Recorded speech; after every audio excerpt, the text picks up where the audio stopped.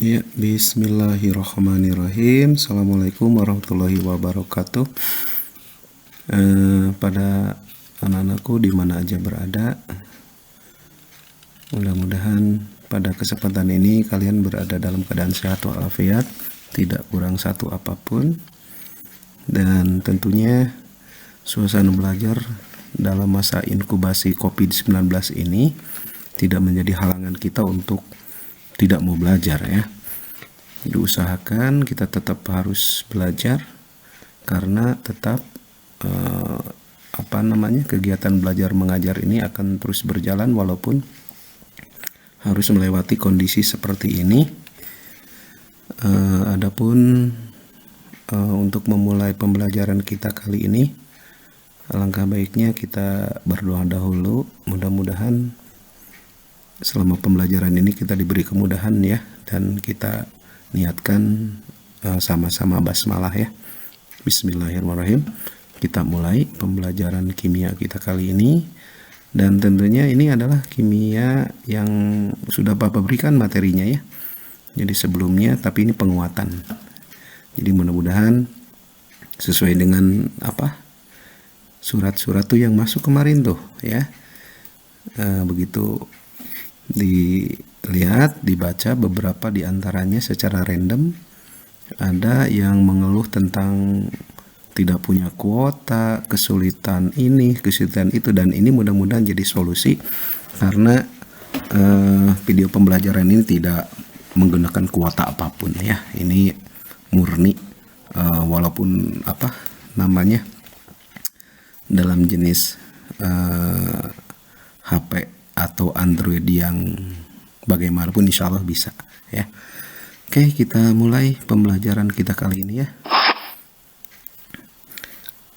Sebelumnya Bapak sudah memberikan materi yang sudah kalian download waktu itu tentang stoikiometri reaksi ya.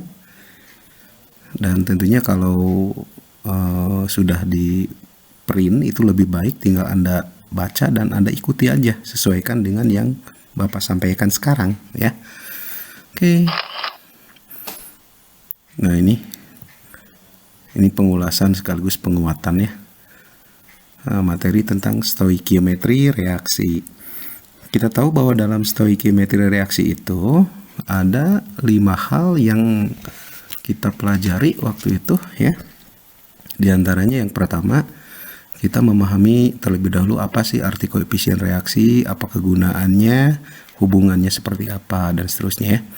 Yang kedua, kita akan bahas tentang hitungan kimia sederhana. Yang ketiga, kita akan membahas tentang hitungan reaksi pembatas ya. Yang keempat, kita mencoba untuk memahami hitungan kimia yang melibatkan campuran. Dan yang kelima, berbicara tentang hidrat ya, terutama menentukan rumus hidrat. Nah, ini kelima hal ini kita akan coba pelajari satu persatu, mudah-mudahan bisa lebih memahamkan kalian ya. Oke. Selanjutnya kita akan coba mulai dari yang pertama dulu ya. Ini adalah tentang arti koefisien reaksi. Nah, tentunya di dalam persamaan reaksi yang sudah kita bahas di kelas virtual waktu itu. Nah, seperti ini misalkan. Maaf. Aduh ini. Oke. Nah, ada sebuah reaksi misalnya, ini adalah reaksi dari C2H6 atau etana yang dibakar sempurna, kemudian menghasilkan CO2 dan H2O. Kalian harus ingat bahwa reaksi pembakaran itu selalu menghasilkan CO2 ini dan H2O ya. Perhatikan perbandingan koefisiennya, ini 2, 7, 4, 6. Berarti sesuai dengan ini 2, 7, 4, 6. Apa sih artinya semua ini? Gitu kan? Nah, artinya adalah bahwa koefisien reaksi ini bisa kita lihat ya di dalam memahami reaksi ini adalah 2 di sini bisa dikatakan 2 molekul C2H6. 7 di sini adalah 7 molekul O2. 4 di sini adalah 4 molekul CO2, dan 6 di sini adalah menunjukkan 6 molekul H2O. Itu adalah berdasarkan dari perbandingan koefisien ya. Nah, untuk selanjutnya kita perhatikan, bisa diartikan itu, bisa juga diartikan seperti ini. Nah, 2 ini boleh disebut 2 mol C26. 7-nya boleh dikatakan 7 mol O2. 4-nya 4 mol CO2. 6-nya 6 mol H2O. Ya, jadi bisa menggunakan istilah molekul, perbandingannya seperti apa, atau menggunakan istilah mol. Sehingga di sini kita perhatikan, nah, bahwa koefisien reaksi itu bisa menunjukkan perbandingan mol zat yang terlibat dalam suatu reaksi. Ya, jadi sangat mudah nantinya kita memahaminya. Kalau reaksinya seperti apa, kalian perhatikan aja perbandingan koefisien reaksinya, dan itu menunjukkan perbandingan mol zat yang terlibat dalam reaksi itu. Itu ya. Mudah-mudahan bisa lebih jelas gitu kan.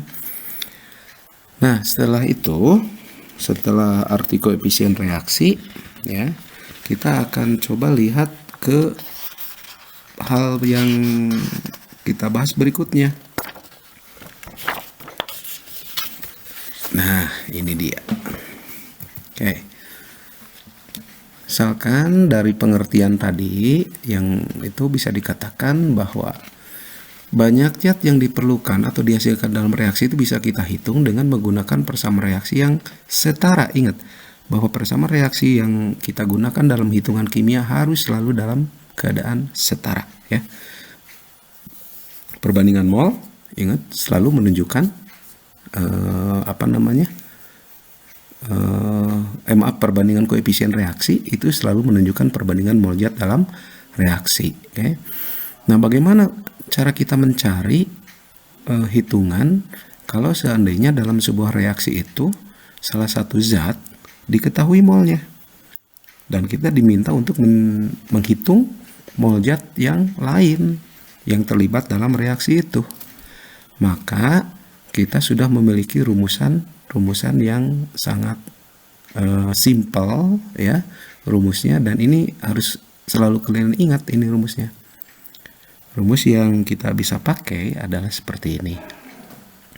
Nah, perhatikan di sini ada mol zat yang dicari, itu tinggal kita hitung dengan koefisien zat yang dicari molnya dibandingkan dengan koefisien yang molnya telah diketahui, kalikan saja dengan mol yang diketahuinya. Jadi di dalam soal-soal itu kalian harus lebih jeli melihat soal, ya. Mana mol yang diketahui pertama kali, itu akan menjadi patokan perhitungan untuk mencari mol zat yang lain dalam reaksi tersebut. Asal reaksinya sudah dalam keadaan setara, ingat. Kalau reaksinya tidak setara, ya jelas semuanya akan salah perhitungannya. Gitu ya. Nah, untuk selanjutnya kita lihat penerapannya dari rumus ini, ya. Oke, lanjut. Nah, untuk penerapannya, misalkan lihat di sini. Nah, ada contoh seperti ini, ya. Aluminium itu dilarutkan dalam asam sulfat menghasilkan aluminium sulfat dan hidrogen, ya. Reaksinya ini aluminium, ini asam sulfat, ini hasilnya aluminium sulfat dan gas hidrogen. Perhatikan di pertanyaannya, berapa mol gas hidrogen yang dihasilkan? Kalau ada kata yang dihasilkan, berarti ini yang ditanyakannya ada di ruas kanan, ya, di ruas kanan di sini. Kalau yang ditanyakannya adalah yang diperlukan, biasanya di ruas kiri, itu, ya. Nah, ini diketahui pertamanya itu adalah 0,5 mol aluminium. Ini yang pertama diketahui molnya, berarti ada di sini nih. Nah, ini di ruas sebelah kiri, gitu kan? Berarti kalau di ruas kiri, kita bagaimana cara perhitungannya? Nih dia. Nah, ini adalah cara perhitungannya atau jawabannya, bisa kita lihat seperti ini. Pertama, reaksinya kita tuliskan dan perhatikan perbandingan koefisien reaksinya dengan baik. Di sini kan udah setara, ya, reaksinya udah dibuat jadi setara nih. Di sini Al punya 2, asam sulfat 3, aluminium sulfatnya 1, dan hidrogennya 3. Sehingga 2, 3, 1, 3 perbandingannya. Lalu mol yang diketahui pertama kali itu adalah aluminium 0,5. Sementara mol yang ditanyakan itu atau yang kita cari adalah hidrogen.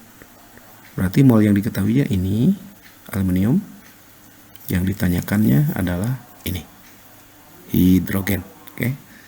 Berarti ini adalah mol diketahui. Kalau ini nanti mol yang dicari. Ini 2 koefisien yang diketahui molnya, 3 adalah koefisien yang dicari molnya. Nah, setelah itu kan kita tinggal memasukkan ke persamaan tadi, yaitu persamaan untuk mencari mol yang belum diketahui, ya. Rumusnya Bapak ingatkan kembali. Nah, ini rumusnya. Mol zat yang dicari adalah koefisien mol zat yang dicari molnya bandingkan dengan koefisien zat yang molnya diketahui, kalikan dengan mol diketahui. Oke. Nah, ini tinggal diganti dengan angka-angka saja. Oke. Tuh. Yang dicari kan hidrogen, maka saya ganti mol hidrogen sama dengan 3 berbanding 2. 3 dari mana? Ini kan koefisien hidrogen 3 berbanding koefisien yang diketahui ini 2. Kalikan 0,5. Dari mana 0,5? Ini mol aluminium yang diketahui pertama. Kalikan. Nah, setelah ini mah operasi matematika ya, jangan ceroboh nih. Tinggal ini kita kalikan, boleh 3 kali 0,5, 1,5 bagi 2, jadi hasilnya 0,75. Nah, akhirnya kan ketemu. Ya. Jadi sangat mudah sekali sebetulnya ya. Tidak usah bingung. Kalau toh nanti misalnya ini aluminium diketahui pertama kali, yang ditanyakannya misalnya aluminium sulfat, berarti kan perbandingannya berapa nih? 1 berbanding 2, kalikan 0,5 ya. Nah itu adalah untuk pengembangan berikutnya. Ini contoh yang Bapak berikan, simpel aja seperti ini ya. Jadi ingat, mol pertama kali yang ada adalah mol patokan. Perbandingan yang kita gunakan adalah koefisien reaksi ya. Itu contohnya, dan nanti kita juga akan melakukan pembahasan soal ya, yang waktu itu ditugaskan, dan Bapak akan coba nanti perjelas lagi. Nah, itu adalah untuk arti koefisien reaksi. Mudah-mudahan bisa dipahami ya. Dilanjutkan, untuk selanjutnya kita akan masuk ke bahasan kedua, hitungan kimia sederhana ya. Nah, untuk hitungan kimia sederhana ini kita perhatikan itu ya, bahwa di dalam menghitung suatu zat yang diperlukan atau yang dihasilkan dalam suatu reaksi kimia, di mana jumlah salah satu zat dalam reaksi itu telah diketahui pertama kali. Diketahuinya macam-macam ya, bisa dalam bentuk mol, bisa dalam bentuk massa, bisa bentuk jumlah partikel, atau bahkan volume ya. Nah, maka bentuk soal yang seperti itu, yang diketahuinya itu salah satu zat dalam persamaan reaksi, nanti yang ditanyakannya adalah zat yang lain yang terlibat dalam reaksi, baik yang di hasil reaksi maupun yang diperlukan, itu adalah tergolong hitungan kimia sederhana ya. Jangan lupa, terminal mol harus tetap kita kuasai. Bagaimana mengubah mol ke partikel, bagaimana mengubah mol ke massa, dan bagaimana mengubah mol ke volume. Itu adalah modal ya, modal kita dalam hitungan kimia. Kita perhatikan untuk hitungan kimia sederhana untuk yang berikutnya ya. Nah, hitungan kimia sederhana itu ya bisa kita selesaikan. Pokoknya kalian ikuti aja. Ini Bapak kasih tips nih ya, 4 langkah ya, 4 langkah yang bisa kita pegang, dan langkah-langkah itu berurutan gitu ya. Jadi kalian tidak usah bingung, aduh gimana nih caranya, nggak perlu, ikuti langkah-langkahnya ya, seperti ini. Nah, Jadi langkah pertama sih apa yang harus kita lakukan? Ini. Langkah pertama yang harus kita lakukan itu adalah menuliskan persamaan reaksi yang setara. Ingat, yang setara. Kalau tidak setara, jangan harap hitungannya benar. Ya. Selalu harus setara. Di dalam soal mungkin reaksinya sudah setara. Atau mungkin belum setara.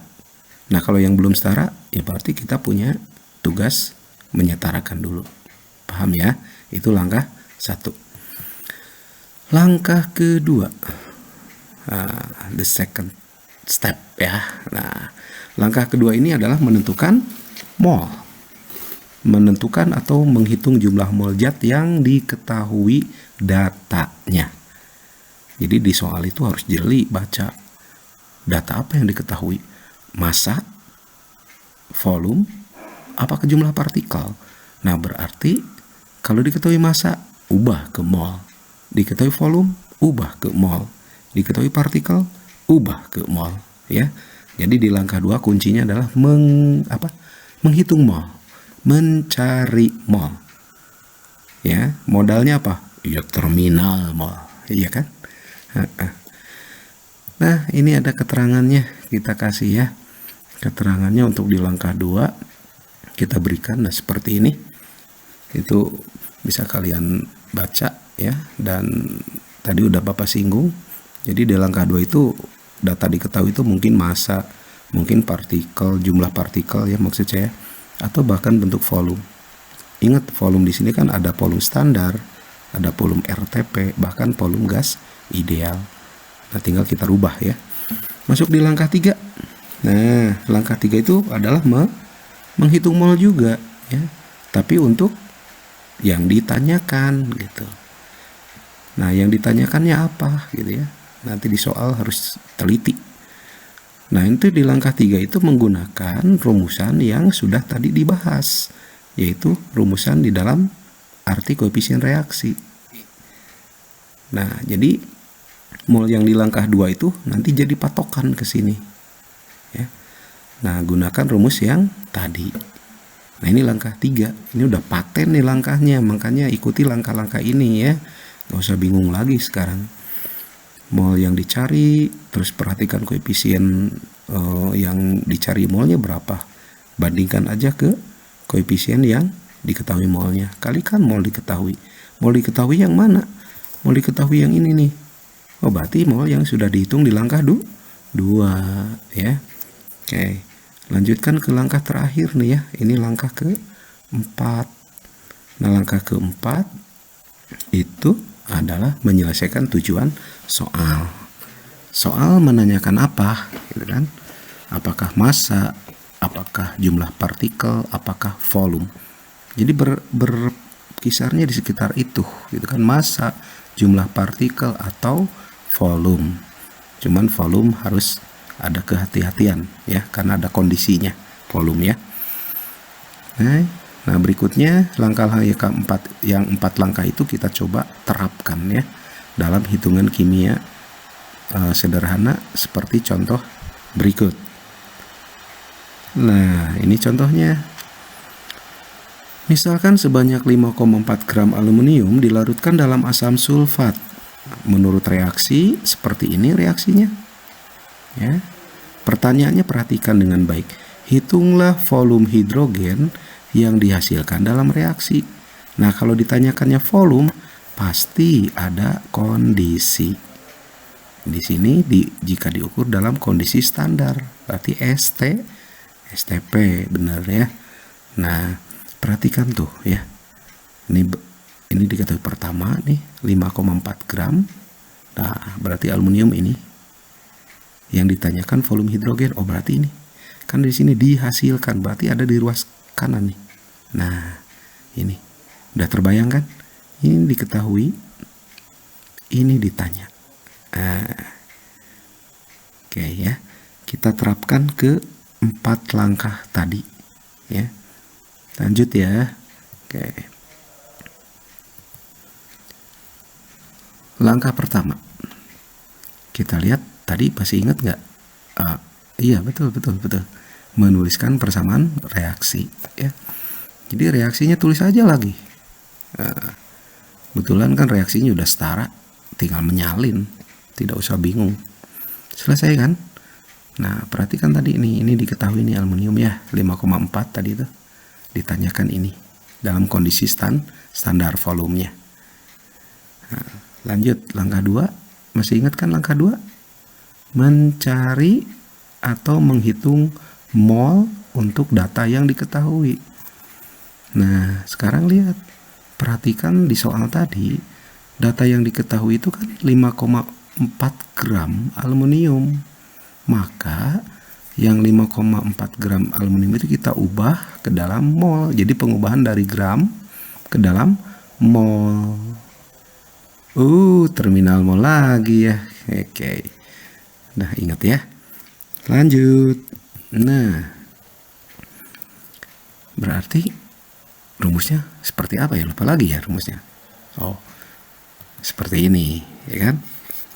Bahwa rumus dalam terminal mol, bahwa mol itu adalah gram per AR ya.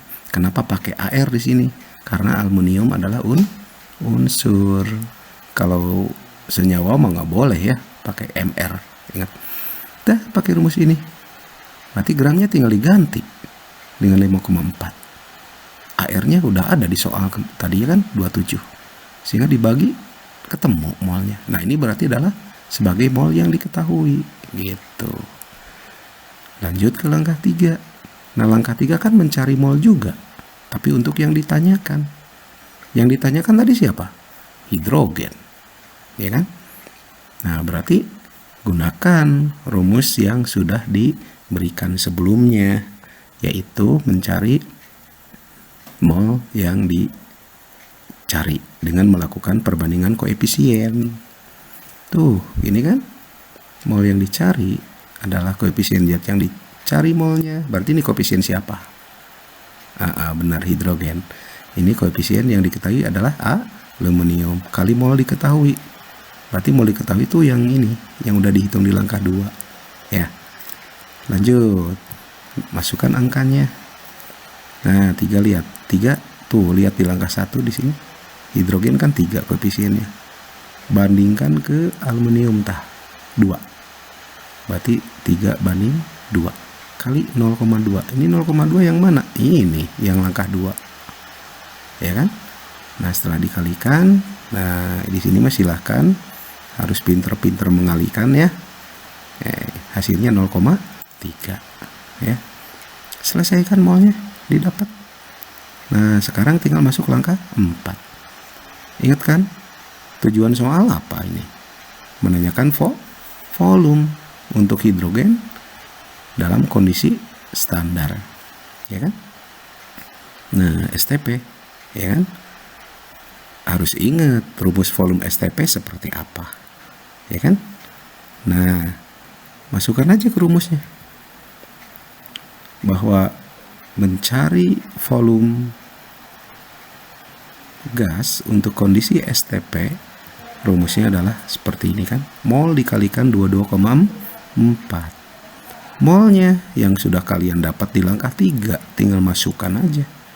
22,4 udah jelas, ini kan kondisi standar. Kalikan dapat 6,72 liter. Beres. Ya kan? Nah, seperti itu. Ya. Jadi di sini sudah bisa kita dapatkan hasilnya ya. Oke. Sampai situ mungkin mudah-mudahan ada sedikit pencerahan ya, dan tidak pusing lagi gitu kan. Kalau kita mendapatkan soal hitungan kimia sederhana, sudah harus bisa menyelesaikannya ya. Itu yang kedua ya, bahasan kedua. Kita masuk yang ketiga ya. Masuk yang ketiga nih. Nah, tentang apa ini yang ketiga? Oh ya, reaksi pembatas ya. Reaksi pembatas. Lanjut, apa sih reaksi pembatas ya? Nah, seperti ini yang dimaksud reaksi pembatas. Bahwa dalam reaksi kimia itu ya, zat-zat yang direaksikan itu atau yang bereaksi itu dicampurkan itu biasanya ada yang tidak dalam keadaan ekivalen gitu kan. Maksudnya apa? tidak sesuai dengan perbandingan koefisien reaksinya, gitu kan. Maka kalau hal itu terjadi, itu bisa memungkinkan beberapa hal muncul, gitu kan. Nah, ini yang saya kasih tanda merah nih ya. Jumlah hasil reaksi itu akan bergantung pada zat reaksi yang habis terlebih dahulu. Nah, untuk zat yang dalam reaksi itu habis lebih dahulu, itu dinamakan sebagai reaksi pembatas, gitu kan. Nah, cuman di sini bagaimana sih caranya, gitu kan? Bagaimana caranya supaya kita bisa memahami penyelesaian reaksi pembatas, gitu kan? Nah, di sini harus diingat bahwa reaksi pembatas itu selalu akan dijadikan patokan untuk penghitungan hasil reaksi, ya. Itu. Nah, ini bacaan ini tinggal dibaca berulang-ulang. Ya, Bapak yakin akan paham ini ya. Baca, harus mau baca ya, karena membaca adalah kuncinya membuka ilmu ya. Nggak mungkin tanpa baca langsung bisa, nggak mungkin ya. Jadi harus membaca dulu. Selanjutnya ini juga tips ya buat kalian nih. Langkah-langkah lagi nih. Kalau tadi mah hitungan kimia sederhana ada 4 langkah ya. Nah, kalau untuk yang hitungan kimia sederhana, reaksi pembatas, langkahnya ada 5 ya. Ada 5 langkah. Aduh, itu bunyi apa itu? Ada 5 langkah, ya kan? Nah, kelima langkah tersebut, langkah 1 sama tuh. Menuliskan persamaan reaksi yang setara, ya kan? Bunyinya horor banget. Menuliskan persamaan reaksi yang setara. Kemudian langkah 2 sama juga ya dengan yang sebelumnya, yaitu menghitung jumlah mol untuk data yang diketahui, ya kan?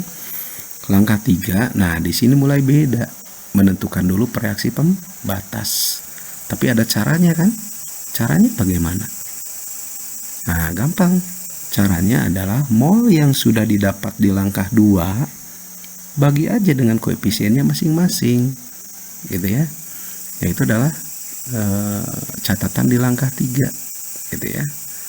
Jadi di langkah 3 itu tuh ya. Jadi mol yang sudah didapat di langkah 2 itu tinggal bagi aja dengan koefisiennya masing-masing. Sehingga nanti hasil baginya tinggal dibandingkan. Siapa yang hasil baginya lebih kecil, itu reaksi pembatas ya. Tetapi mol yang digunakan tetap mol yang di langkah 2, karena langkah 3 bukan mol, hanya menentukan reaksi pembatas saja ya. Langkah keempatnya, kita mencari atau menghitung jumlah mol yang ditanyakan lagi. Rumusnya sama dengan yang sebelumnya, dengan menggunakan perbandingan koefisien lagi, gitu ya. Nah, gitu kan, simple sebetulnya ya. Dan langkah terakhir, langkah kelima, menyelesaikan tujuan soal. Kembali ya, bisa ditanya gram, bisa ditanya volume, bisa ditanya jumlah partikel. Udah berkisar di sekitar itu aja tetap ya. Nah, ini jadi langkah-langkahnya ada 5 langkah nih. Ada 5 langkah. Langkah 1 hampir mirip, bahkan sama ya, bukan mirip lagi. Langkah 2 sama. Langkah 3 yang membedakan nih, karena menentukan dulu reaksi pembatas di sini ya. Langkah 4 mencari mol ditanyakan dengan perbandingan koefisien. Langkah 5 tujuan soal ya. Nah, ini adalah catatan tips ya buat kita menyelesaikan hitungan kimia sederhana ini. 5 langkah nih, ingat ya. Ingat ya. Ingat ya. Terus, aduh kok muncul duluan ini, nggak ke edit ya, maaf. Nah, ini contoh ya, untuk langkah-langkah itu kita terapkan dalam soal seperti ini. Nah, ini misalkan sebanyak 11 gram propana dibakar dengan 16 gram oksigen. Nah, ini bedanya di sini ya dengan hitungan kimia sederhana. Kalau di hitungan kimia sederhana itu data yang diketahuinya satu zat biasanya. Tapi kalau dalam reaksi pembatas, dua zat yang diketahui dan dua-duanya ada di ruas kiri. Itu bedanya, ya. Propana kan ini C38, oksigen ini. Jadi data-datanya ada di ruas kiri. Paham ya? Oke. Hitunglah massa karbon dioksida yang dihasilkan. Nah, berarti yang dihitung pasti ada yang di ruas hasil di kanan, selalu di sini. Gitu ya. Karbon dioksida itu apa ya? Oh ya, CO2 kan? Kalau H2O itu air ya. Nah, ini soal seperti ini kita selesaikan dengan 5 langkah tadi ya. Ingat nih, diketahuinya ini nih 11 gram dan 16 gram oksigen. Ini propana ya, maaf, 11 gram propana, 16 gram oksigen. Berarti ini sama ini diketahuinya. Ngerti ya? Di ruas kiri, ingat ya, di ruas kiri. Yang ditanyakan pasti di ruas kanan gitu ya.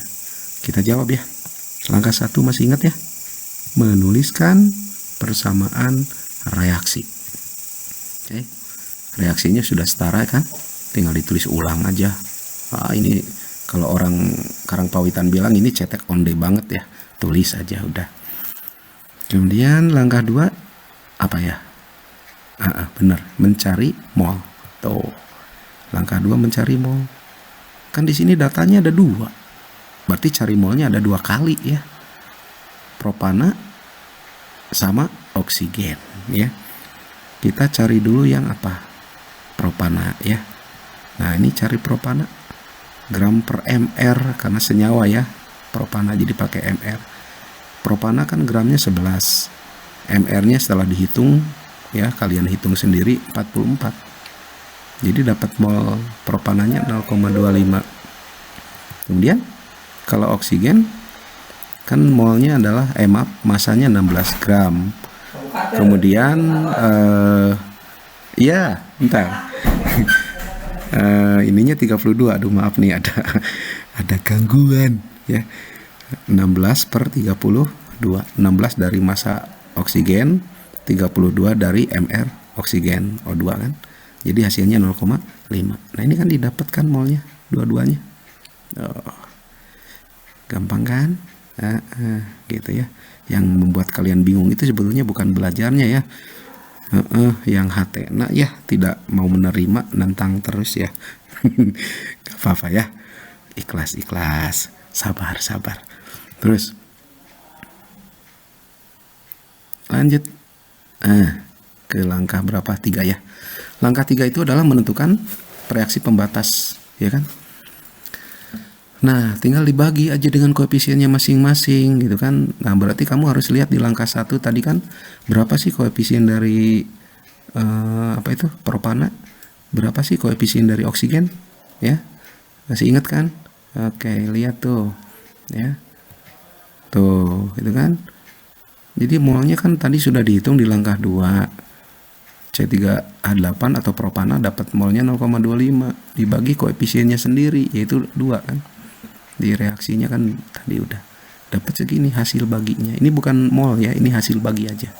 Kalau oksigen, mol yang didapat di langkah 2 kan tadi 0,5. Bagi koefisiennya sendiri 7, dapat sekian. Ini bandingkan. Nah, 0,125 bandingkan dengan ini. Siapa yang lebih kecil? Ayo, siapa yang lebih kecil? Ya kan? Berarti yang lebih kecil adalah yang ini. Oksigen.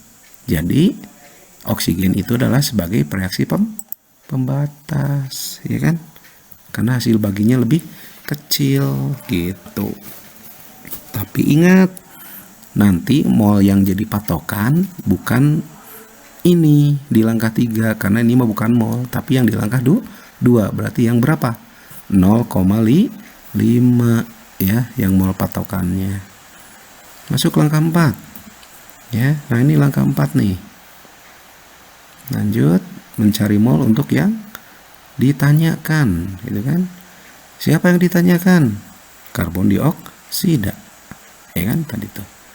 Nah, tinggal bandingkan aja koefisiennya dengan oksigen ya sebagai reaksi pembatasnya. Sehingga diperoleh seperti ini kan. Nah, maaf. Ini mah rumusnya dulu ya. sorry sekali. Nah, ini rumusnya. Nanti mol yang dicarinya adalah mol CO2, koefisien yang dicari adalah koefisien CO2, koefisien reaksi pembatasnya adalah koefisien O2, mol pembatasnya adalah mol O2 yang di langkah 2 tadi. Nah, gitu. Iya. Masukkan. Wih, terbang dulu ya. Bentar. Nah, ini ya, udah saya ganti nih. Mol CO2 sama dengan koefisien CO2 berbanding koefisien O2 kalikan mol O2 ya. Ganti aja sekarang dengan angka-angkanya ya. Tuh, koefisien CO2 kan tadi 3. O2 direaksi 7 kalikan mol O2 ini 0,5 ini yang di langkah 2 tadi ya, ingat O2 hasilnya ini 0,214 mol ya. Tuh kan langkah 4 beres itu kan, tinggal masuk ke langkah terakhir, langkah kelima, menyelesaikan tujuan soal ya. Tujuan soal kan ingin apa? Mencari massa dari karbon dioksida ya, gunakan aja rumus, ingat kembali terminal mol itu kan. Terminal mol itu aduh ya, jadi modal ya. Nah, masukkan. Ingat rumus massa itu adalah mol kali mr. Nah, molnya kan ini tadi di langkah 4, masukkan mr-nya CO2 kalau dihitung 44. Jadi kita peroleh 9,416 gram. Ini adalah hasil akhir perhitungan massa dari karbon dioksida. Gitu ya. Bapak rasa untuk kesempatan ini cukup sekian dulu ya. 3 aja dulu, jangan banyak-banyak bisi pusiang ya kan. Mudah-mudahan bisa dipahami oleh kalian. Kalaupun nanti ada hal-hal yang perlu ditanyakan, kita manfaatkan WA grup ya, grup kelas. Kita diskusi di situ dan jangan sampai Anda pendek pikiran ya. Dalam arti baru menemukan satu permasalahan udah mundur. Jangan seperti itu. Oke. Terima kasih ya. Kita lanjut lain kali dan Bapak harapkan kalian bisa belajar lebih mandiri dalam kondisi inkubasi COVID-19 ini ya. Bapak ucapkan terima kasih atas perhatiannya. Tetap semangat belajar ya. Jangan merengek-rengek minta kuota, karena ini mah tidak pakai kuota ya. Tinggal dilihat-lihat aja di WA-nya ya. Tinggal dibuka, baca dan seterusnya. Aduh, maaf saya batuk dulu ya. Sebelum itu terakhir kali saya ucapkan terima kasih sekali lagi dan assalamualaikum warahmatullahi wabarakatuh. Kita lanjutkan di waktu yang lain yang dalam keadaan sehat ya kita semuanya. Dan jangan lupa kalian harus bisa menjaga diri ya, karena kondisi sekarang masih dalam penyebaran COVID-19. Pika sebelin ya si COVID ya. Itu kan. Jadi kalian sering cuci tangan ya kan. Lakukan social distancing, kemudian tetap ada di rumah ya. Tapi jangan di rumah tetangga ya, atau di rumah orang lain, di rumah sendiri ya kan. Hati-hati kalau di rumah tetangga, nanti kamu ditangkap Pak RW ya. Udah cukup, terima kasih sekali lagi. Wassalamualaikum warahmatullahi wabarakatuh. Selamat jumpa kembali nanti di bahasan berikutnya ya. Terima kasih untuk semuanya.